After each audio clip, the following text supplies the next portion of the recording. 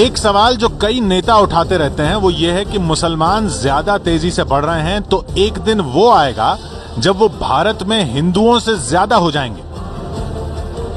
ये अपने आप में भ्रामक है क्योंकि मोटे तौर पर हर 10 साल में देश में लगभग इतने हिंदू बढ़ जाते हैं जितनी मुसलमानों की कुल आबादी। लेकिन फिर भी आइए हिसाब लगाते हैं कि क्या वो दिन आ सकता है जब मुसलमान हिंदुओं के बराबर हो जाएंगे। यकीनन मुसलमानों की जनसंख्या बढ़ने की दर हिंदुओं की जनसंख्या बढ़ने की दर से ज्यादा है।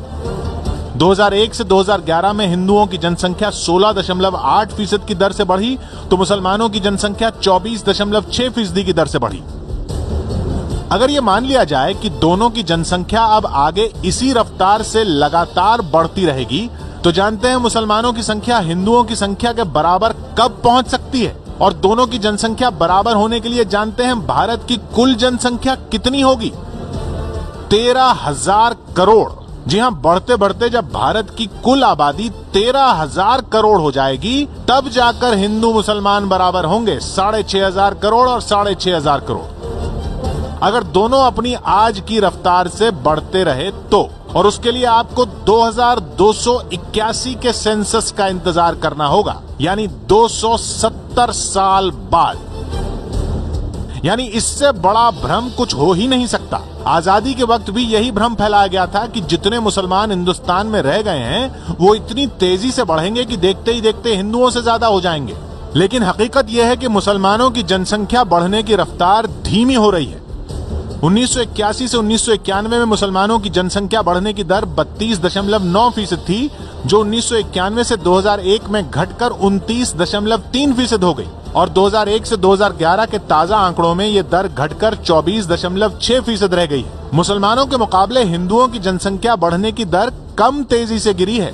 1981 से 1991 में हिंदुओं की जनसंख्या बढ़ने की दर 22.8% थी, जो 1991 से 2001 में घटकर 20% हो गई और 2001 से 2011 के ताजा आंकड़ों में यह दर घटकर 16.8% हो गई।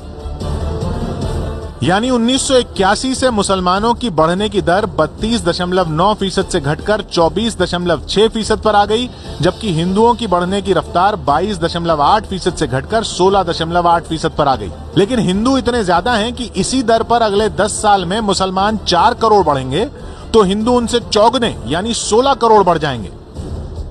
यानी 2021 में हिंदू 112 करोड़ और मुस्लिम 21 करोड़। 2031 में हिंदू 131 करोड़ और मुस्लिम 26 करोड़। बढ़ते बढ़ते 100 साल बाद 2111 में हिंदू 455 करोड़ और मुस्लिम 155 करोड़ और 200 साल बाद 2211 में हिंदू 2150 करोड़ और मुस्लिम 1400 करोड़ और ऐसे बढ़ते बढ़ते 2281 में हिंदू 6378 करोड़ और मुस्लिम 6531 करोड़ होंगे। यानी 270 साल बाद जाकर मुस्लिम हिंदुओं से ज्यादा होंगे। अगर इसी रफ्तार से दोनों बढ़ते रहे तो मोटी बात यह है कि ये असंभव है। जैसे जैसे देश में शिक्षा और संपन्नता बढ़ेगी, हर समुदाय की बढ़ने की रफ्तार लगभग बराबर होने लगेगी, जैसा विकसित देशों में होता है। ये हिसाब है। 270 साल लग जाएंगे मुसलमानों को हिंदुओं से ज्यादा होने में अगर यही रफ्तार रही तो। और ये रफ्तार क्यों रहेगी? शिक्षा बढ़ेगी, संपन्नता बढ़ेगी और 13,000 करोड़ लोग क्या रह सकते हैं इस देश में? असंभव है, ये असंभव है। ये भ्रम है जो फैलाया जा रहा है।